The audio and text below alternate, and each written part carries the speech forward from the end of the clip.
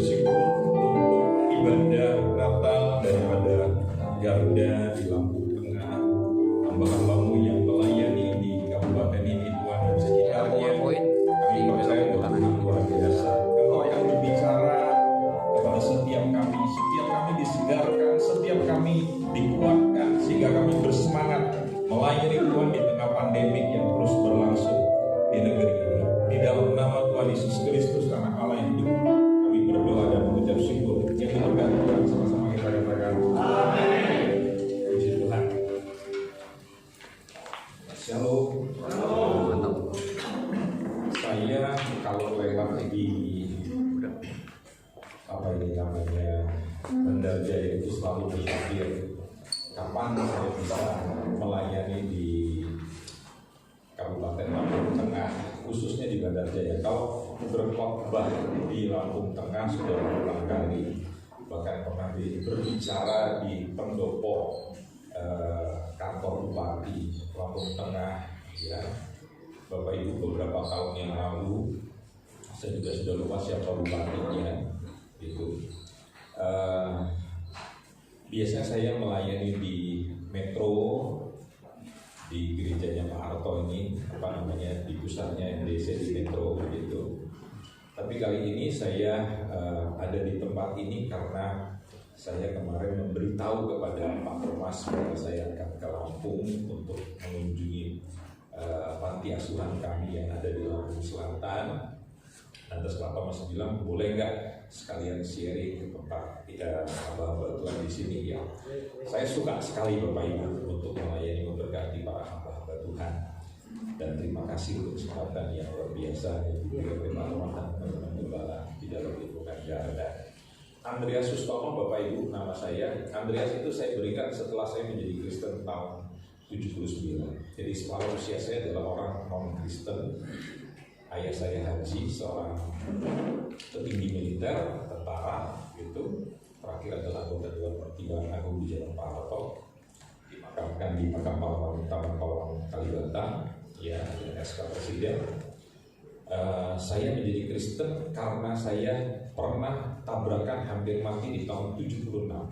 3 tahun di dalam pencarian, saya ingin bunuh diri pada tahun 79, dan di situ saya bertemu dengan Kristus secara pribadi. Saya orang pertama dalam keluarga besar saya yang menjadi Kristen. 16 tahun kemudian seluruh keluarga saya menjadi Kristen, termasuk pembantu-pembantu saya. Ya, sampai hari ini saya juga tetap menginjili keluarga besar saya. Tapi dalam keluarga ibu bapak saya sekarang sudah terima Tuhan Yesus. Yang saya mau sharekan di sini, karena di sini rata-rata adalah para gembala, jadi Bapak Ibu jangan menganggap saya mengajar, tetapi saya ingin berbagi, sharing begitu. Kalau ada yang lebih senior daripada saya merasa diajari, mohon maaf Bapak Ibu, saya tidak ingin mengajar, tetapi nanti mungkin selesai acara ini kita bisa saling ngobrol gitu ya. Kita tetap melakukan protokol kesehatan. Ya, untuk saya berani bicara buka masker karena ini memang protokolernya. Saya sudah melihat teman-teman saya yang banyak nanti karena terlalu percaya bahwa COVID itu tidak ada. Ya, saya mau kasih tahu bahwa COVID itu ada, Bapak Ibu. Ya, dan begitu banyak teman-teman saya yang saya cintai, mereka tidak percaya COVID dan akhirnya mereka mati dengan cara yang sangat menyedihkan begitu. Ya, jadi sekali lagi saya katakan kita tetap melakukan protokol kesehatan. Kebiasaan nanti kita saling bersalaman, mari kita saling bersalaman dengan cara salam sehat seperti begini, sambil kita begini kita bilang salam sehat. Jadi ada yang bilang kalau orang GB salam sehati, ya kita salam sehat saja untuk mengingatkan bahwa COVID itu masih ada. Ya, puji Tuhan. Boleh dibukakan? Ya. Saya ingin membagikan penyebab timbulnya konflik terhadap kemakmuran. Bapak Ibu tahu, banyak kali di dalam kehidupan seorang hamba Tuhan, hari-hari ini dibingungkan. Mungkin beberapa tahun terakhir ini kita dibingungkan dengan pengajaran-pengajaran bahwa seorang Kristen itu harus hidupnya adalah makmur. Tidak boleh hidup di dalam kemiskinan, tidak boleh hidup di dalam kemelaratan, di dalam kekurangan secara finansial, secara keuangan. Pelajaran-pelajaran ini lebih banyak bergema dari Amerika dan akhirnya mendunia sampai ke Indonesia. Dan saudara tahu ada banyak orang senang dengan pengajaran-pengajaran yang seperti ini. Pengajaran-pengajaran juga yang dimotivasi oleh misalnya oleh ajaran-ajaran zaman baru, New Age Movement, atau ajaran-ajaran humanisme, atau ajaran-ajaran yang seringkali diajarkan oleh para penganut sekularisme, ya, liberalisme, begitu, yang tidak lagi mempunyai basic atau dasar kebenaran firman Tuhan. Dan itu sangat mengenakan daging kita dan sangat logika masuk di akal, begitu maksud saya, ya. Sehingga ada banyak orang sekarang, terutama jemaat, menyenangi pelajaran-pelajaran itu. Sangat sulit membedakan khotbah di gereja sekarang dengan seminar-seminar motivasi yang dibawakan oleh para motivator, ya. Jadi sekarang ada banyak hamba-hamba Tuhan senang membaca teori-teori positive thinking, ya, berpikir yang positif, yang tidak punya dasar kebenaran hanya karena mereka melihat bahwa pelajaran-pelajaran itu logik, masuk di akal, rasional gitu. Lantas mereka mencari ayat-ayat pendukung untuk mendukung apa yang mereka baca. Sebagai seorang hamba Tuhan, kita tidak pernah diajar mengeksegesis dengan cara yang seperti demikian. Firman yang kita terjemahkan, firman yang kita coba uraikan, bukan teori dunia lantas disokong dengan firman untuk meneguhkan teori yang kita percaya. Saya beri contoh, Bapak Ibu. Hari ini ada banyak orang selalu diajarkan tentang berpikir yang positif. Saya seringkali mengatakan bahwa bapak pemikiran positif itu adalah Dr. Norman Vincent Peale.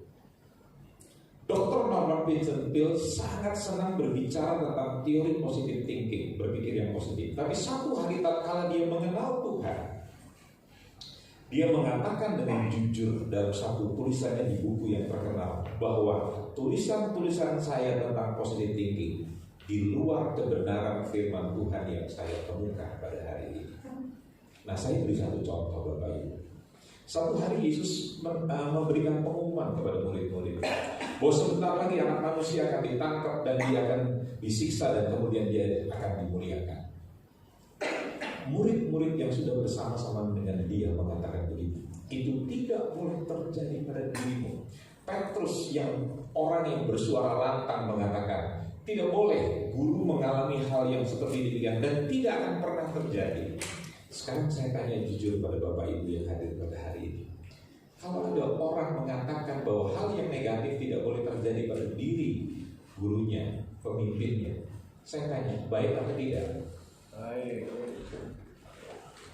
Kalau dokter mengatakan bahwa Thomas itu ada penyempitan jantung dan harus dikateter dan dipasang ring, tapi kemudian ada orang mengatakan begini, tidak akan boleh terjadi pada Pak Thomas. Dalam nama Yesus Pak Thomas akan sembuh. Saya tanya, positif enggak? Baik ya.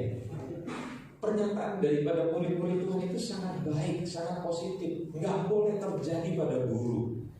Tapi saudara tahu apa yang dikatakan oleh Yesus? Hanyalah iblis, sebab yang dipikirkan oleh kamu itu bukan pikiran Allah. Yang positif bagi manusia belum tentu benar di mata Allah. Amin.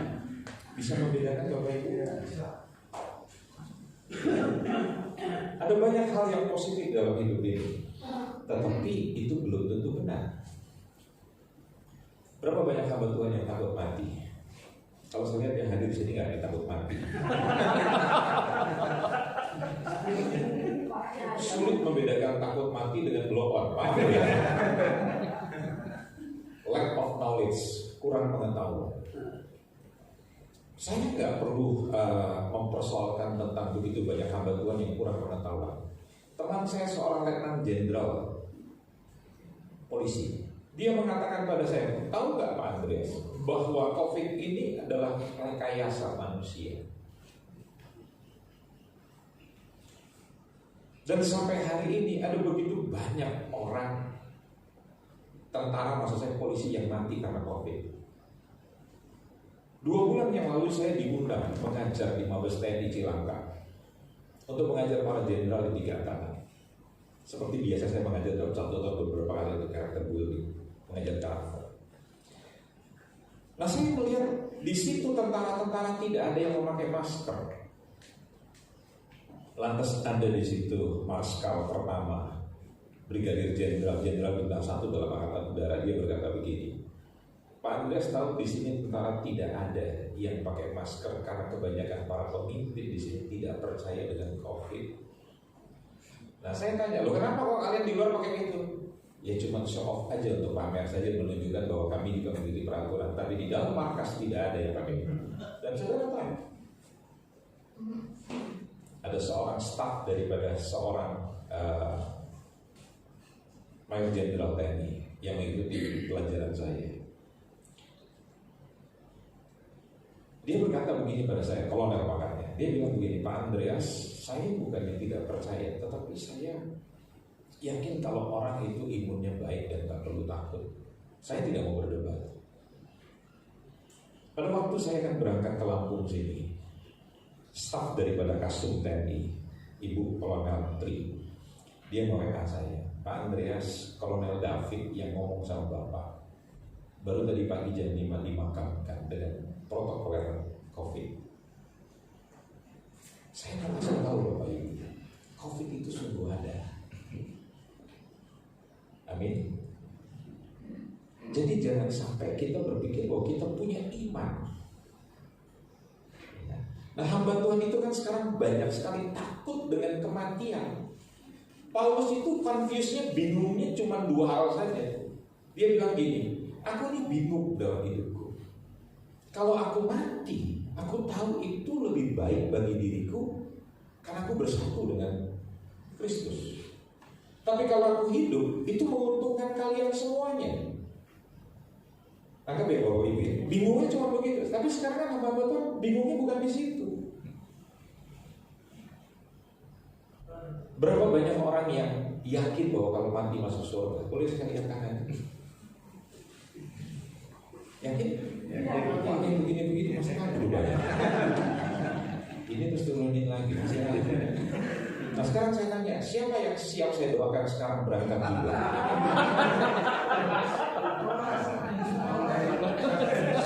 Pasti itu kan pendeta putus asa gue ya. Sudah mau mati duluan begini kira-kira.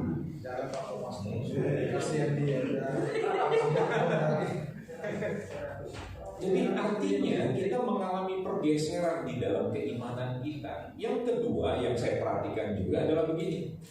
Kalau saya pergi ke kabupaten-kabupaten di daerah-daerah yang sangat minus, yang dianggap miskin atau kurang, katakanlah daerah-daerah Kristen, Bapak Ibu tahu, orang-orang yang mau berdiam, saya juga tidak yakin anak-anak pendeta mau ditempatkan di daerah-daerah yang sangat minus.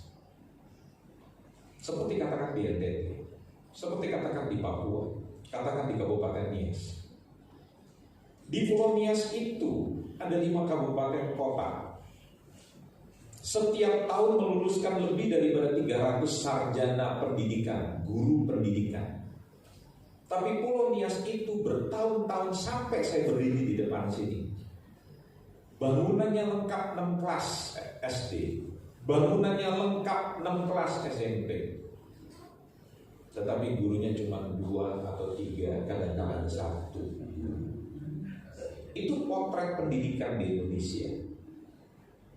Guru-guru lulusan IKIP di Pulau Nias yang notabene itu pulau mayoritas Kristen. Dulu 95%, sekarang setelah gempa itu menjadi tinggal 72% kekristenan. Karena Islam masuk dengan cara yang sangat luar biasa, masif sekali. Dan saudara tahu, orang-orang Kristen di Nias itu tidak mau mengajar di pedalaman. Mereka akan menyeberang. Bagi mereka, kalau mereka sudah menyeberang, Pulau Nias itu dianggap adalah Mesir, tempat perbudakan susah. Begitu mendarat di Gilgal, Sibolga, Apalagi sampai di tanah perjanjian di Bandar Lampung. Hukumnya haram untuk kembali ke Nias. Mengapa saya membangun pondok pesantren besar di Pulau Nias? Karena orang Nias tidak mencintai kampung halamannya. Saya lebih Nias daripada orang Nias. Gak akan kalah dengan saya. Setiap bulan saya ke Nias.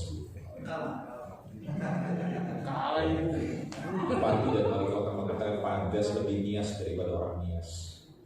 Dan saya bukan hanya datang di situ, saya investasi yang besar di situ, mengentaskan kemiskinan dan segala macam, membuat proyek. Dan itu bukan dana yang kecil dan tidak bisa dibicara berdua.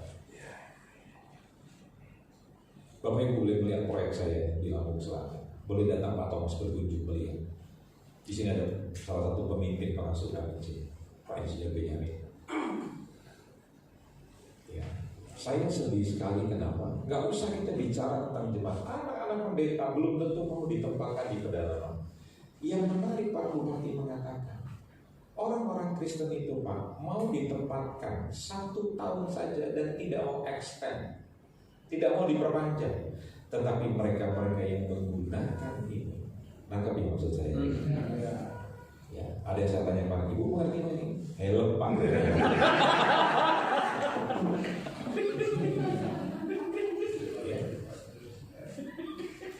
Dia lebih punya daya juang yang luar biasa. Mereka tinggal bukan hanya extend 2-3 tahun. Bapak Ibu, saya sudah keliling 34 provinsi. Anda jangan tanya saya Sumatera. Saya sudah keliling Lampung. Saya sudah keliling sampai ke Banda Aceh. Orang Batak sangat tidak percaya pada saya bahwa saya sudah keliling ke Sumatera Utara. Saya bukan terbang sebulan sekali atau setahun sekali. Setiap minggu saya pasti pergi Bapak Ibu sampai hari ini. Ya.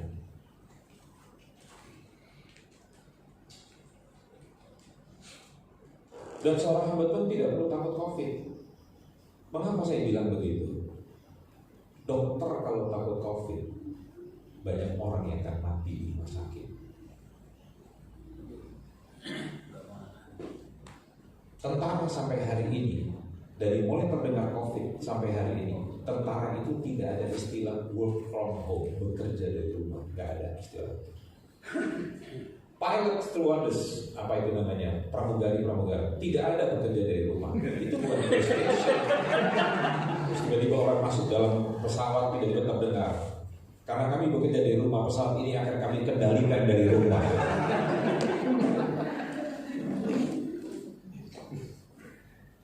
Pak Stephen Tong saja yang sudah berumur 80 tahun, gerejanya sudah on-site, bukan online. On-site Bapak Ibu. Jemaatnya ribuan, karena kemarin Pak Dahlan Iskan bilang dia berkhotbah di hadapan ribuan orang. Pak Dahlan Iskan tahu bekas menteri BUMN di zamannya Pak SBY. Ya. Ada banyak orang yang takut untuk mengalami kesusahan, mengalami penderitaan sampai takut mati. Coba pikirkan dari pelajaran-pelajaran kemakmuran ini. Apa itu yang dipelajari kemakmuran? Kalau seorang anak Tuhan tidak kaya, maka dia adalah tidak hidup dalam Tuhan, dia terkutuk. Sehingga sekarang para pekerja Kristen, umat Tuhan, nggak mau pergi ke pedalaman. Lulusan pesantren, pondok-pondok pesantren itu jauh lebih militan, jauh lebih berjibaku kali. Setuju? Ya. Ini dilema kita. Slide selanjutnya Mbak. Mari kita lihat di dalam 1 Timotius 6:3-11. Jika seorang mengajarkan ajaran lain dan tidak menurut perkataan sehat. Ini 1 Timotius 6. Boleh dibuka sedang masing-masing. 1 Timotius 6 ayat 3-11. Perhatikan baik-baik.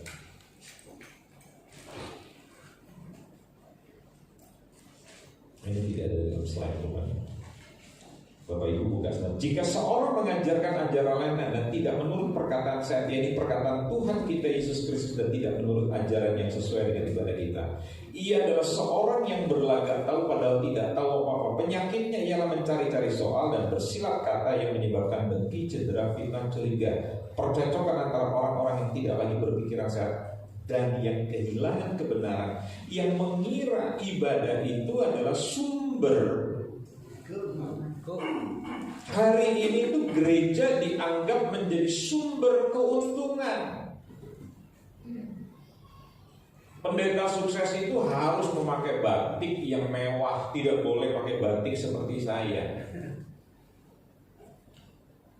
Di jarinya itu harus memakai sesuatu yang kira-kira gayanya itu harus begini.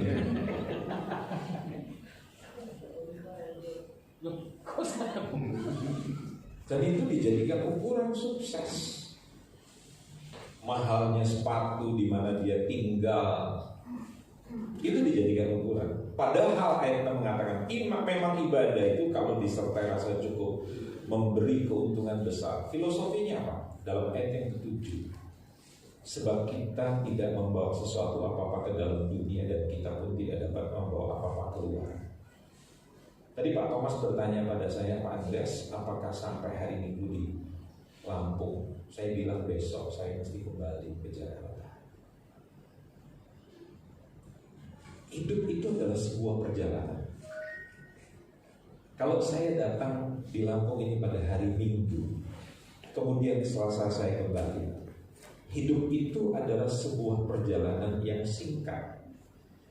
Karena saya tinggalnya itu sementara di Lampung, maka saya tidak perlu membeli rumah yang permanen. Saya tidak perlu membeli perabot yang banyak. Saya hanya membeli yang cukup saja, karena saya pasti akan kembali. Bisa nangkap Bapak Ibu? Hamba Tuhan itu gak perlu disusahkan. Saya sudah mengenal Tuhan mulai tahun 79, maksudnya sebagai seorang Kristen. Kemudian saya dipanggil Tuhan tahun 83 Januari saya mulai starting melayani Tuhan secara full time sampai saya berdiri di tempat ini. Bapak Ibu tahu, sekian puluh tahun saya melayani Tuhan, saya nggak pernah resah dengan di mana saya tinggal. Karena saya adalah seorang kontraktor. Tahu kontraktor pindah dari satu kontrakan ke kontrakan yang lain. Saya tidak pernah resah, saya tidak pernah tertekan karena saya tidak punya rumah.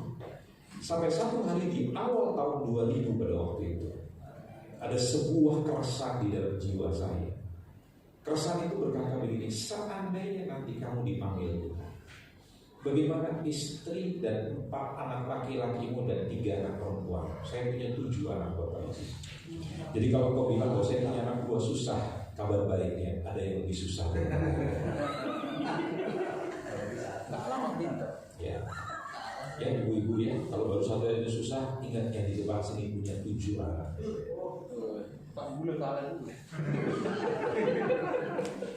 Keresahan itu pada mulai muncul. Sebagai seorang hamba Tuhan, saya tahu diri saya tidak punya banyak uang, saya tidak punya banyak tabungan. Ya, saya tidak suka menumpuk harta.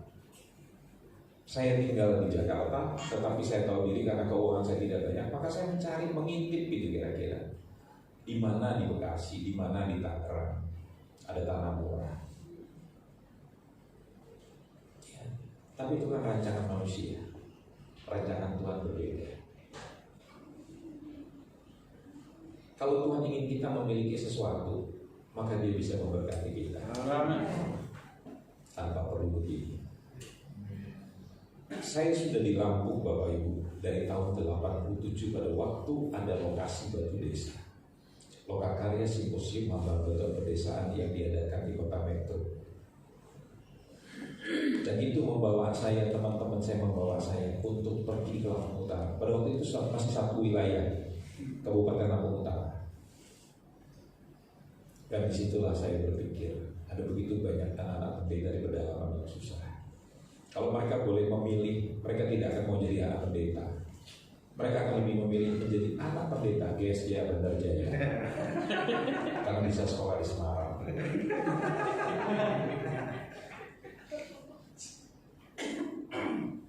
Kalau jadi hamba Tuhan di Lampung Utara yang saya lihat itu, mereka mengeluh tiap hari makannya nasi tiwul apa itu namanya, hanya singkong yang seperti begitu.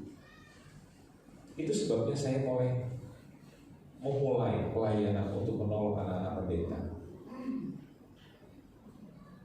Ya, kemudian diteruskan oleh seorang pendeta yang menjadi staf saya pada waktu itu dan disponsor oleh Korea. Saya berpikir pada waktu itu tanggung jawab saya untuk Lampung selesai, karena sudah saya serahkan pada seorang hamba Tuhan dengan sponsor. Tetapi ternyata Tuhan ingin saya untuk melakukan. Kenapa? Karena kemiskinan di Lampung masih sangat banyak sekali. Itu sebabnya kami sudah ada 21 tahun di panti asuhan yang kedua. Sebetulnya saya bukan membangun panti asuhan biasa, tapi saya membangun pondok pesantren Kristen. Tapi kalau saya bilang membangun pondok, pasti mereka marah, karena saya adalah lulusan pondok pesantren Islam dulu. Itu adalah cara pemuridan yang diajarkan oleh Kristus, betul, tapi diadop oleh mereka. Makanya mereka menjadi militan. Kita mempunyai pengajaran yang salah, yang tidak sesuai dengan ajaran firman Tuhan. Perhatikan ayat 9. Tetapi mereka yang ingin kaya, Tuhan tidak anti dengan kekayaan. Tetapi kalau motivasi kita melayani, motivasi kita hidup di dalam Tuhan adalah mencari kekayaan, maka kita akan jatuh dalam berbagai macam pencobaan. Setuju tidak Bapak Ibu?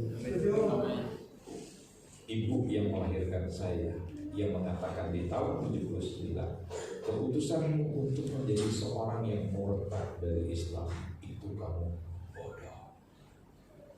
Saya diadili oleh pengadilan keluarga, oleh teman-teman saya, oleh guru-guru saya. Saya baru tahu menjadi Kristen itu tidak mudah. Kemudian pada waktu saya mengambil keputusan untuk menjadi seorang yang bertuhan, tentu saya berhenti daripada pekerjaan saya. Ibu saya mengatakan, lebih bodoh lagi. Dia bilang, kamu tahu pendeta itu hidupnya adalah di telapak tangan.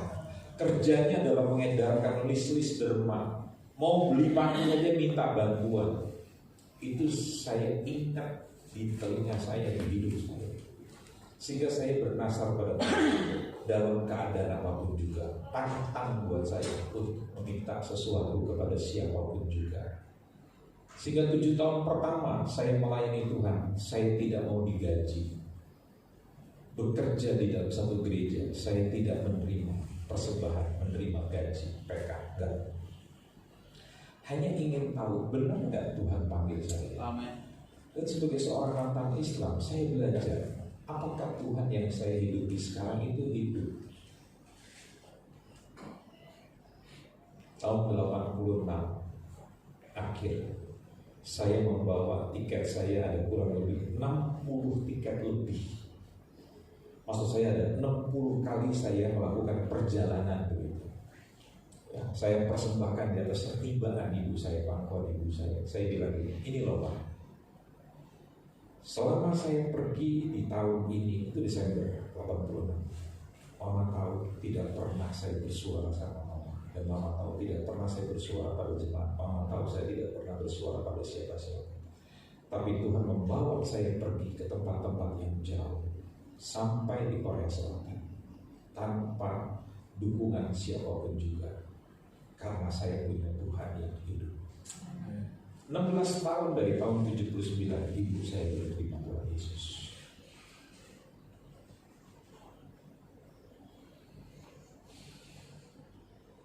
Anda perlu punya pengalaman dengan Tuhan. Amin.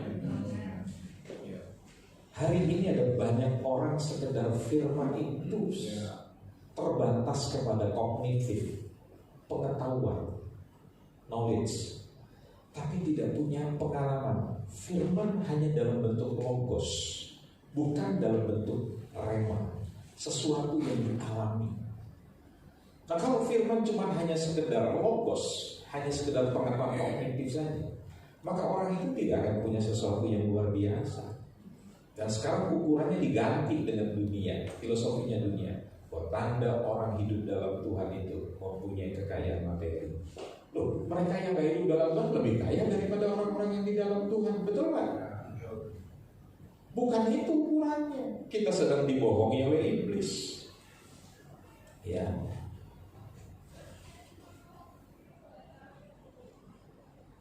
Ayub 31 ayat 24 sampai dengan 28 itu mengatakan dengan jelas sekali. Nanti ada yang kuning-kuning itu saya lebih suka untuk dibaca. Jika aku menaruh kepercayaan kepada emas dan berkata kepada kencana, engkaulah kepercayaanku.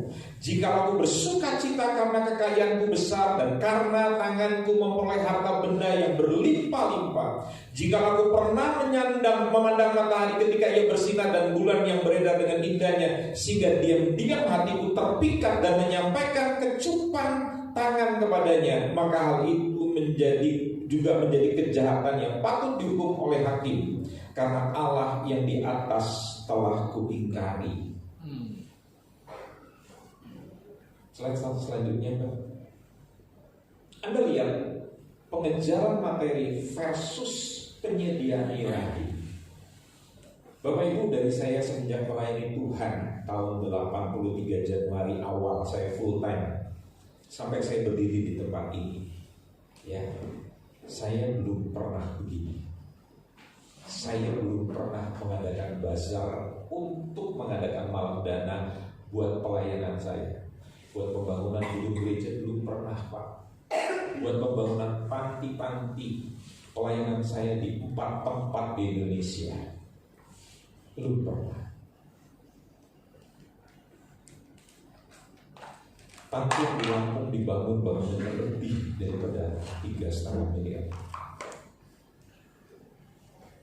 Panti yang di Sumba dibangun lebih daripada 3 miliar rupiah. Yang di Nia sekarang sudah 1 miliar bangunannya. Belum pernah kami begini. Saya hanya percaya begini, tidak ada tentara, tidak ada prajurit bahasa Alkitab yang berperang dengan dananya sendiri. Kalau dia diperintahkan oleh komandannya, itu bukan tugas prajurit, itu tugas yang memutus negara menyediakan. Itu yang saya maksud dengan kata penyediaan ilahi. Bahan ini tidak perlu difoto, tidak perlu lihat. Saya kasih gratis. Kalau Pak Thomas tidak kasih, kita akan salibkan dia. Kasih nanti putrinya. Bapak Ibu tinggal ambil saja dengan cuma-cuma dan bisa dijadikan bahan kotor. Saya kan lumayan. Begitu, nggak susah-susah jadi bahan, tinggal adopsi ya. Ambil aja. Kita lihat secara cepat. Kalau Anda hidup dengan pengejaran materi, ya, kita bisa membedakan di situ. Yang mana yang Anda pilih? Kemakmuran materi atau Anda punya kemakmuran rohani? Ya. Bukan berarti orang yang hidup dalam Tuhan tidak bisa dicukupi, tidak bisa diberkati, bisa. Tetapi orang yang diberkati secara materi belum tentu dia punya kelimpahan secara rohani. Jangan dibalik. Pengejaran materi itu yang dikejar adalah kesenangan yang fana, sedangkan yang sana, penyediaan ilahi itu adalah damai yang kekal. Kerajaan surga bukan hal makan minum, melainkan sukacita, damai sejahtera, kebenaran di dalam Roh Kudus. Itu yang harus menjadi indikator kita. Hati-hati kalau jadi orang Kristen hari-hari ini sudah sibuk, bangga memakai jam tangan Seiko, melihat temannya jamnya Seiki. Lo apa perbedaan jam tangan Seiko dengan Seiki? Seiko ke kanan, detik ya. Seiki ke kiri. Sama ya. Cuma hanya merah. Anda pakai tas Gucci, temenmu gentong. Kan lampunya sama, G. Hanya beda tulisan saja. Betul tidak? Bahkan di zaman seperti sekarang, tas-tas yang mahal nggak mau dipakai. Kenapa? Karena kalau disemprot sama desinfektan, hancur.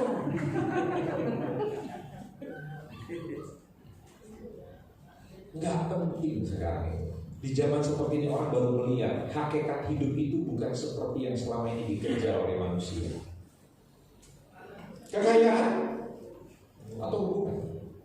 Ada banyak orang punya kekayaan, hubungannya hancur. Makanya lihat ada film di Indonesia yang menjadi kesenangan ibu-ibu pendeta sekarang.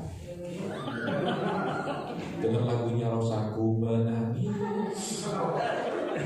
Kisah nyata, itu mewakili hati-hati ibu pendeta yang suaminya lebih senang pelayanan ketimbang mementingkan hubungan.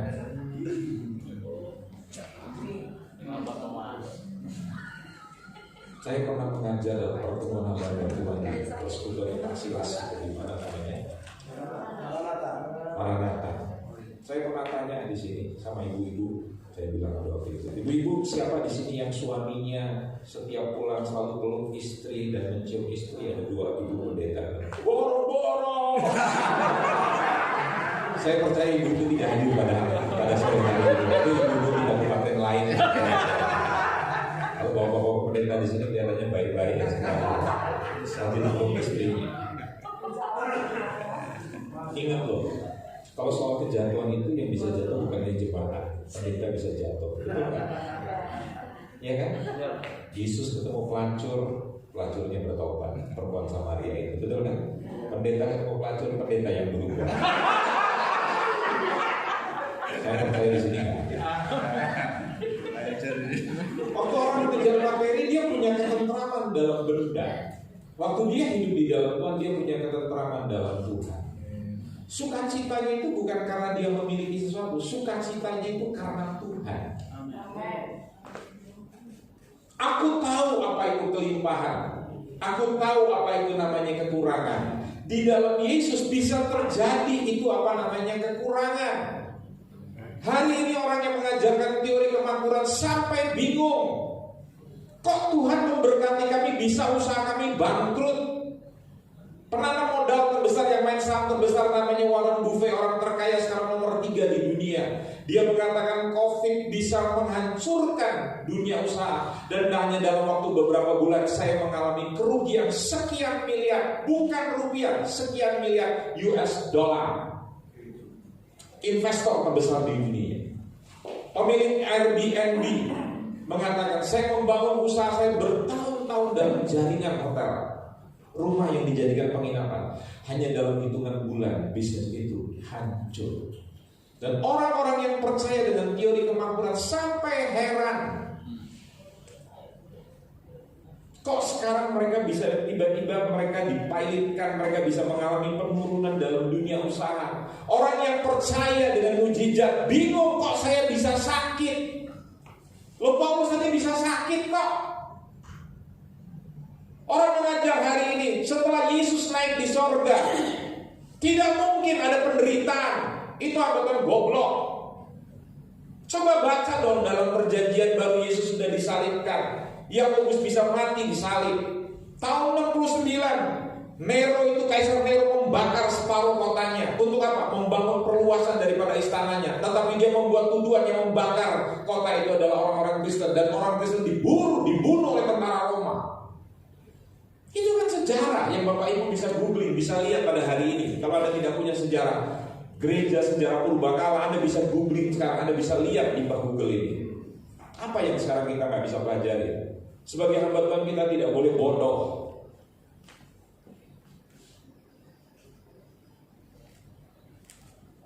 Bisa nggak Bapak Ibu? Pengejaran kita bukan di situ. Kok kita takut dengan yang namanya penderitaan? Orang dunia aja mengerti. Orang hebat tidak pernah dilahirkan dari kemudahan, kata mereka. Orang hebat selalu dilahirkan dari persoalan, dari penderitaan, selalu dari kesusahan. Universitasnya namanya Universitas Penderitaan Hidup. Jurusan pukulan berat. Fakultas jatuh bangun namanya begitu. Kok sekarang orang Kristen maunya hidupnya itu kecil, dicintai, besar, terkenal, mati, masuk surga? Itu kan si dolanan Betawi. Jangan jadi hamba Tuhan yang kayak begitu,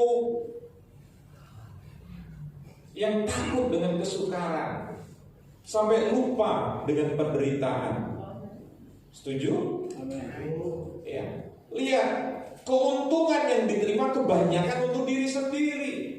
Saya suka mengatakan kepada staf-staf saya, kepada banyak hamba-hamba Tuhan, kamu cuma hidup memikirkan keluarga kecil kamu.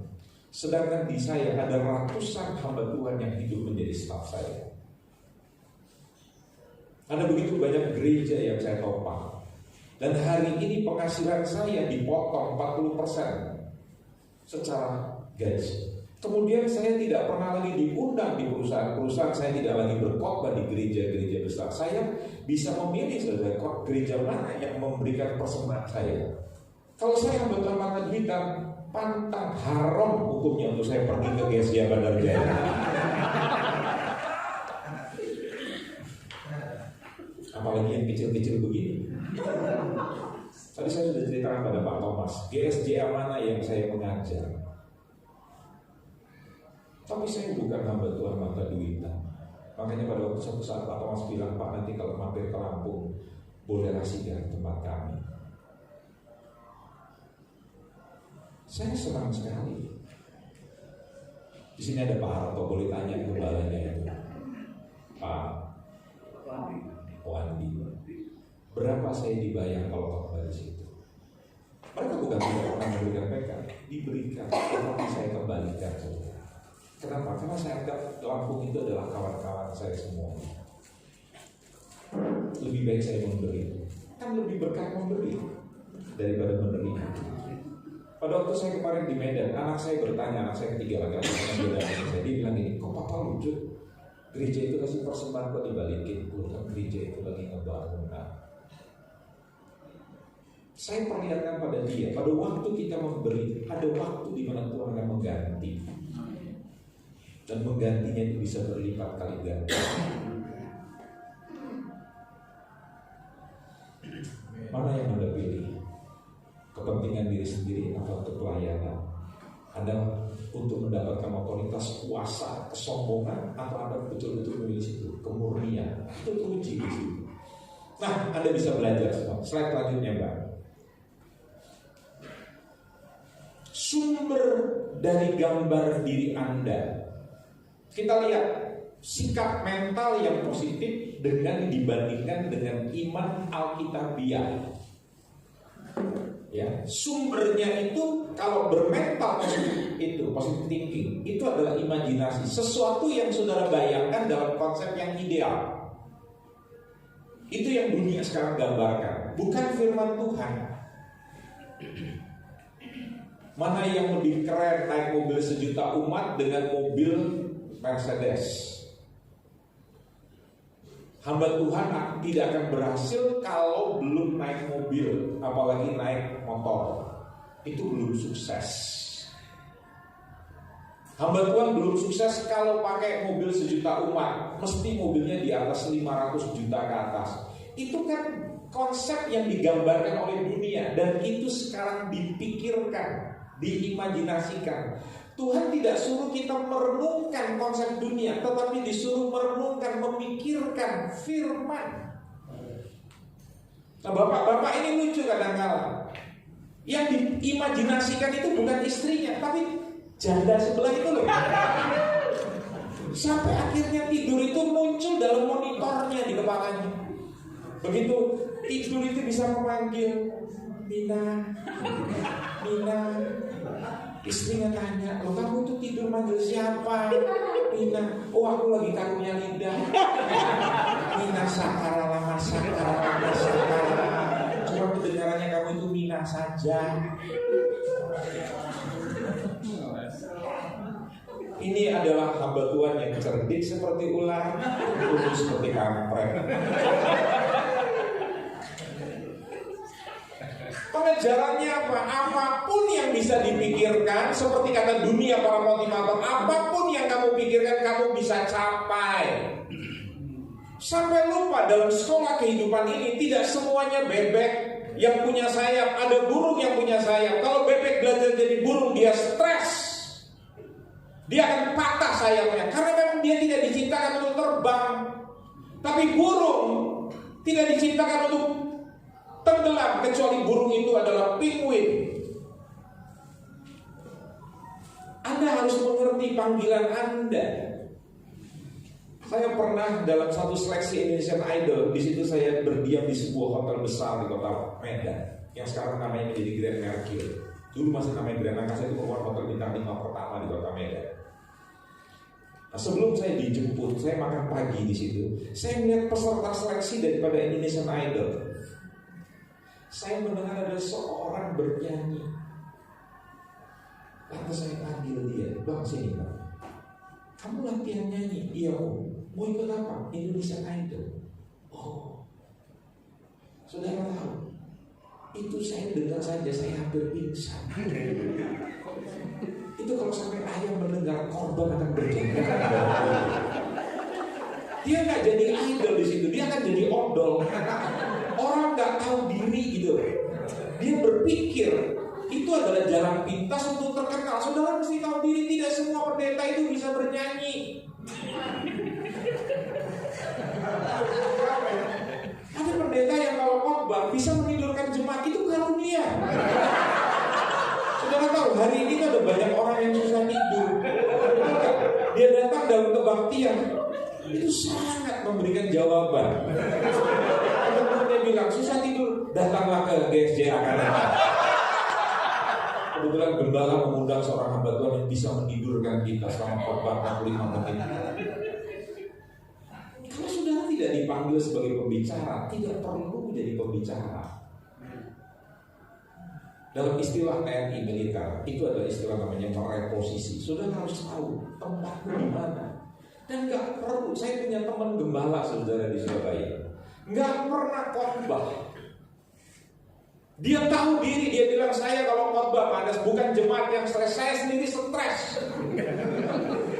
Tapi saudara tahu kerjanya dalam mengencourage, apa itu mengencourage, membangun, bicara di antara para pemimpin, dan dia dianggap bapak dari para pemimpin.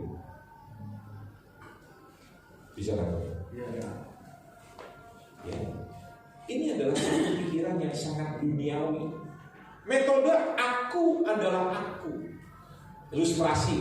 Ini saya tidak punya waktu menjelaskan tentang ini. Tapi coba slide selanjutnya. Tapi ini sedikit saya singgung. Terus Pak. Klik lagi. Klik lagi. Klik lagi.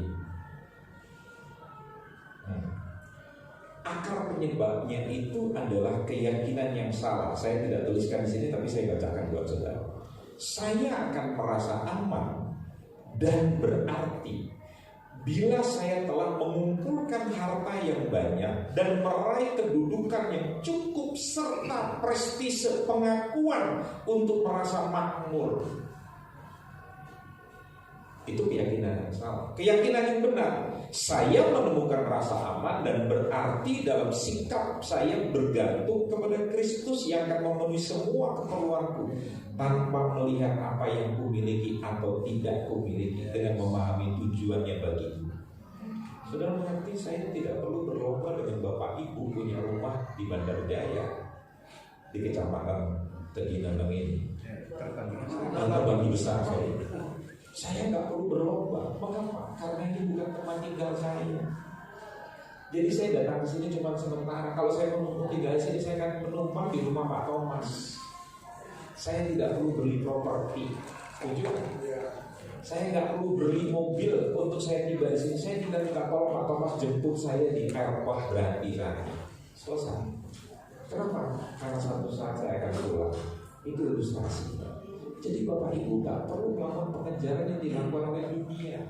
Orang yang tertipu, mereka merasa bahwa mereka akan stay, akan tinggal selamanya di dunia. Bapak Ibu gak perlu susah kalau gak punya jam tangan Rolex. Orang berpikir kalau saya punya jam tangan Rolex berarti saya lebih tinggi dari Anda. Saya buka mata Bapak Ibu. Bapak Ibu pernah lihat orang hutan? Orang hutan itu bukan orang yang tinggal di hutan. Bahasa Belandanya itu ketak itu, monyet besar itu. Monyet dipakaikan jam tangan Rolex, berubah nggak namanya? Tetap monyet ya, tetap monyet kan? Itu kita yang kepedean, nggak tahu diri dulu. Orang kalau nggak tahu diri, begitu punya sesuatu, dada dibusungkan. Pertanyaannya, kenapa dada dibusungkan? Belum pernah sakit jantung ya? Kalau sudah sakit jantung, jalannya masih begini.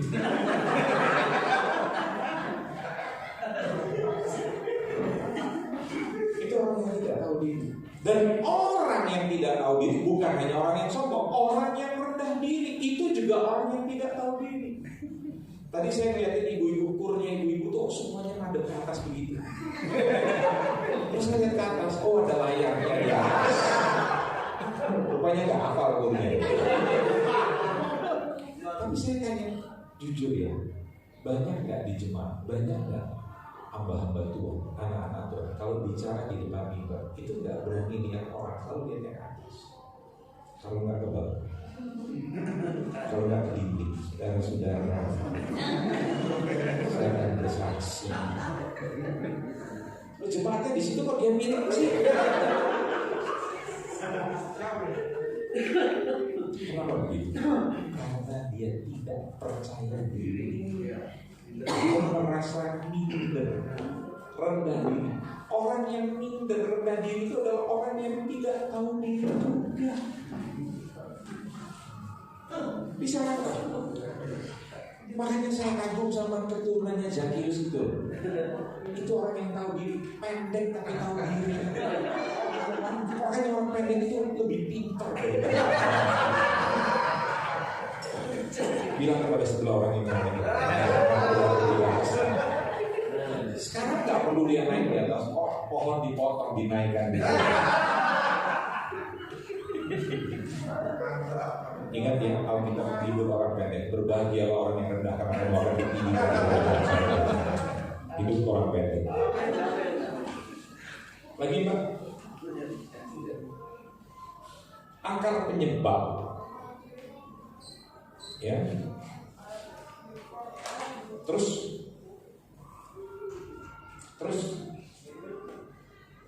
nah, saya akan tutup dengan hal-hal seperti ini, Bapak Ibu. Perhatikan baik, menjadi seorang hamba Tuhan, menjadi seorang Kristen, bukan mengejar seperti yang dunia kejar. Tapi ini ukuran kita, mencerminkan karakter Kristus untuk menjadi serupa dengan gambaran anaknya. Itu saya kutip dalam Roma 8 ayat 29. Tujuan saya hidup di dalam dunia, tujuan saya melayani Tuhan, tujuan saya bekerja dengan keras adalah supaya saya mencerminkan karakter Kristus. Jangan seperti menteri sosial kita. Desember 2019 dia adalah ketua panitia Natal bersama Juliari Batubara.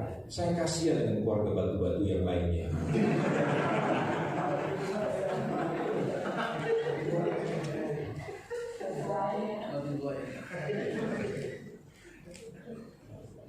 Dia sempat bekerja sama dengan KPK untuk memberantas korupsi. Tapi yang menyebutkan saudara tahu uang 17 miliar yang dikorupsi itu adalah dana bantuan sosial untuk rakyat kecil. Saya tidak ingin katakan bahwa orang Batak ini kurang ajar. Itu bukan orang Batak. Itu oknum, itu pribadi. Nggak ada hubungannya. Karena istri saya juga orang Batak, saya botak. Saya sehari sama Pak Thomas, anggota dari PKB, pria kepala botak.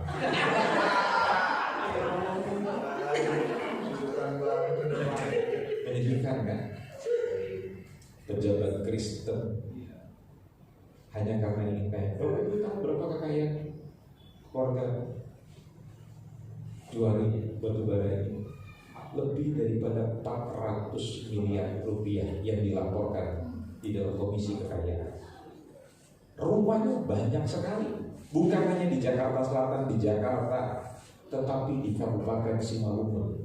Itu banyak sekali rumahnya, tanahnya, besarnya. Tapi itulah, tidak punya perasaan puas. Karena tujuannya adalah ingin menjadi kaya. Yang kedua, tujuan menjadi seorang Kristen, tujuan menjadi seorang Kristen, memerintah atas dunia materi, tidak terbalik, diperintah oleh hal-hal yang bersifat materi. Saudara yang memerintah materi, bukan materi mengendalikan saudara. Orang Belanda bilang uang itu adalah hamba yang baik tapi majikan yang jahat. Hamba Tuhan harus bebas daripada keinginan untuk uang. Saya buktikan 7 tahun pertama Bapak Ibu, hidup tanpa bantuan dari siapa-siapa. Berat saya pada waktu itu Pak Thomas adalah 90 kilo. Hari ini saya 73 kilo. Ya, saya merubah pola makan. Yang ketiga, Pak, merespon panggilan Tuhan untuk pertanggungan jawab. Matius 6:24, tidak seorang pun dapat mengabdi kepada dua tuan, karena jika demikian ia akan membenci yang seorang dan mengasihi yang lain. Ingat, kalau Anda memperhamba diri Anda kepada materi, Anda akan menjadi musuh daripada Kristus. Gak ada pilihan, gak ada bisa dua-duanya, gak bisa. Kalau Anda sungguh-sungguh di dalam Tuhan, Anda gak akan setuju dengan konsep dunia. Itu saja, sederhana. Gak bisa Anda adopsi prinsip dunia di dalam kekristenan Anda, gak bisa. Yang keempat, apa yang keempat? Melepaskan kuasa Tuhan kepada orang lain. Banyak orang Kristen sekarang, terutama laki-laki, yang dijaga adalah di bawah. Saya pernah praktek 1 hari di Blitar, Pak. Pendeta saya pada waktu itu orang Manado. Biasa kan gereja Pantekosta itu kalau selesai ibadah kan, kita mesti berdiri di pintu masuk, pintu keluar gereja, terus memberi salam. Shalom, haleluya. Saya ini orang yang sangat ramah akrab dengan orang gitu, orang intim gitu. Jadi saya bilang gini, pagi Mbak, Ibu bagaimana? Mbak, apa kabar? Selesai, semua sudah pulang, saya dipanggil oleh kepala saya. Andreas, Yakob, gak boleh jadi hamba Tuhan itu cengenges begitu. Kamu gak punya wibawa. Belajar dari Om. Om itu kalau salaman kamu lihat, pernah gak kayak kamu? Wibawamu gak ada. Ya Om, jadi gimana? Lihat Om saja salah. Puji Tuhan. Saudara tahu minggu depan saya praktekkan seperti gembala saya. Stres saya. Malam itu saya berpikir gak lama lagi saya pasti almarhum. Kenapa? Karena tidak sesuai dengan panggilan jati diri saya. Suatu hari saya belajar, seorang hamba Tuhan pria terutama, yang perlu dijaga itu bukan wibawa, tapi bau. Ibu bilang sama suaminya masing-masing, bawas. Percuma wibawa, tapi bawah nggak dijaga. Jatuh. Setuju nggak? Cuma kayak orang itu, takbir, takbir. Bilang haleluya, haleluya. Begitu lihat Tirsa,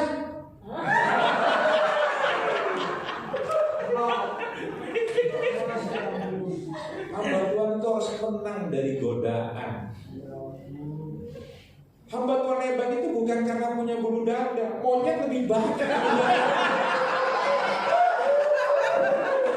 Ada yang tanya sekarang Pak Thomas sama saya, kok Pak Andreas dalam 1 tahun terakhir ini kok pelihara jenggot?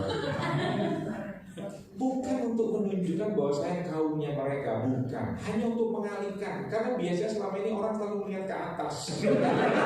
Begitu saya pelihara jenggot, ini lupa. Orang di bawah. Ini masukan juga untuk Pak Thomas. Kalau yang di bawah supaya orang lupa ya.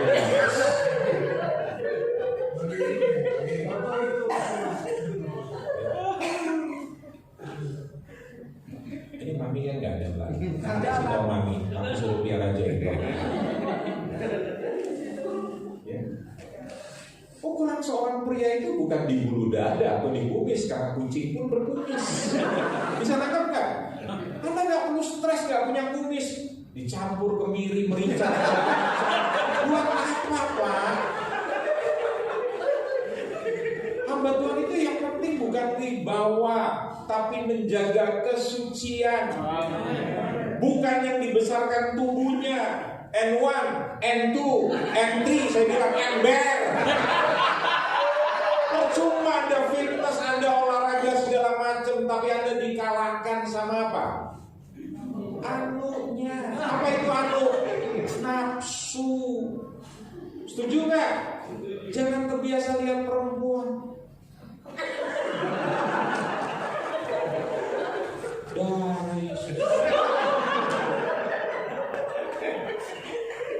Sementara istri Anda sendiri nggak pernah dilihat. Istriku elek, Pak. Lo kenapa nggak dilukis kalau elek? Kasih dong spidol biar dia gambarin, belikan krayon, belikan alat penyambut rumput supaya dia membersihkan. Saya kemarin kaget, Pak, lagi Zoom doa pagi. Ada seorang ini dalam acara jaringan doa. Ada seorang ibu muda begitu. Dia rupanya baru bangun pagi, jadi dia terlambat. Dia masih pakai pakaian tidur yang apa namanya you can see duster gitu ya itu. Lantas dia mau pakai semacam blazer gitu. Tapi lantas kelihatan dia angkat tangan gitu. Saya dengan istri kaget. Waduh. Ternyata masih ada akar tunggangnya di sini.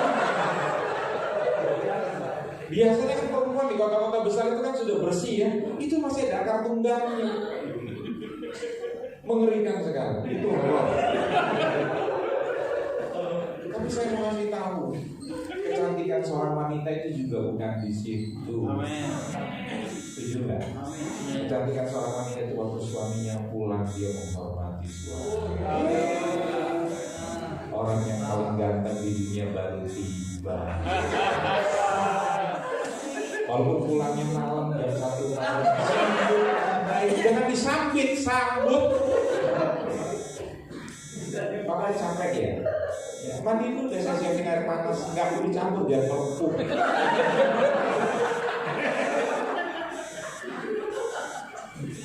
Hati boleh panas, kepala tetap dingin. Mas siapin minum tuh udah saya siapin karbol. Bisa nggak ibu menyambut yang baik? Itu perhiasan seorang wanita tanpa apa itu namanya? Banyak kata-kata dengan perbuatan yang mengajeni, menghormati, menghargai. Kita memenangkan suami kita yang sudah tidak benar. Suamimu tidak bisa mesra karena namanya James, jarang mesra. Tapi ibu menunjukkan kemesraan pada suami. Bagaimana itu kemesraan? Nah itu yang penting. Nah itu yang saya bilang. Tujuan Tuhan untuk seorang itu melepaskan kuasa Tuhan kepada orang lain. Melalui hidup orang lain itu diberkati Tuhan. Setuju? Maka jalan keluarnya ini yang paling terakhir. Dari terakhir sekarang paling terakhir. Ayo Mbak, langkah-langkah solusinya. Nah ini dia. Pertama, memerangi materialisme di dunia materi. Caranya bagaimana di situ saya bilang. Ya. Jalani kehidupan yang berfokus pada tujuan Allah yang utama.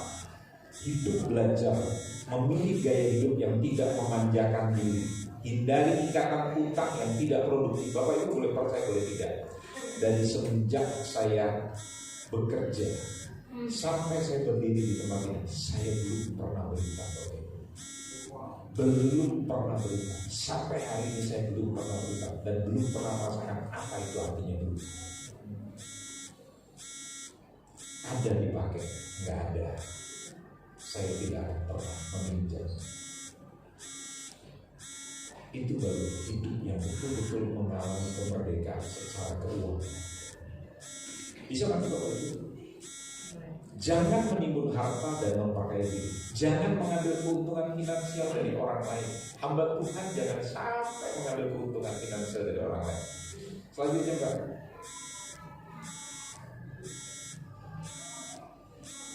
B. Habis ini memasuki rencana Tuhan.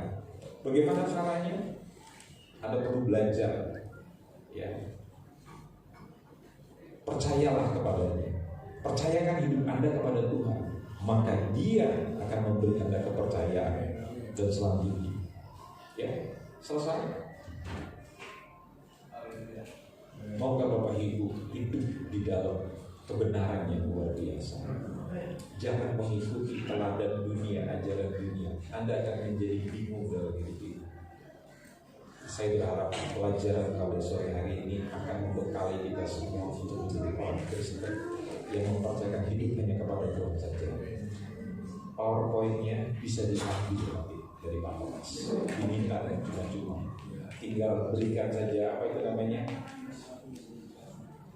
email saudara. Sekarang tidak perlu pakai flash disk atau segala macam, pakai email aja atau pakai WA. Bapak Ibu yang punya WA nanti dikirim karena saya sudah bentuk formatnya dalam bentuk WhatsApp, jadi nanti tinggal dibagikan saja. Dan saya sudah mendengar semuanya, jadi gampang untuk menguraikan gitu. Dan pelajarannya sangat sederhana sekali. Amin, Bapak Ibu. Amin. Kita berdoa sejenak. Kami bergembira karena Tuhan Yesus segala-galanya. Engkau menguatkan semua teman-teman, rekan-rekan, hamba-hamba Tuhan yang hadir pada malam hari ini, sore hari ini. Biar kami dikuatkan, bahwa kekuatan kami hanya Tuhan semata-mata. Di dalam nama Tuhan Yesus Kristus kami berdoa dan memberkati semua hamba-hamba-Mu yang luar biasa. Sama-sama kita katakan. Amin. Mari.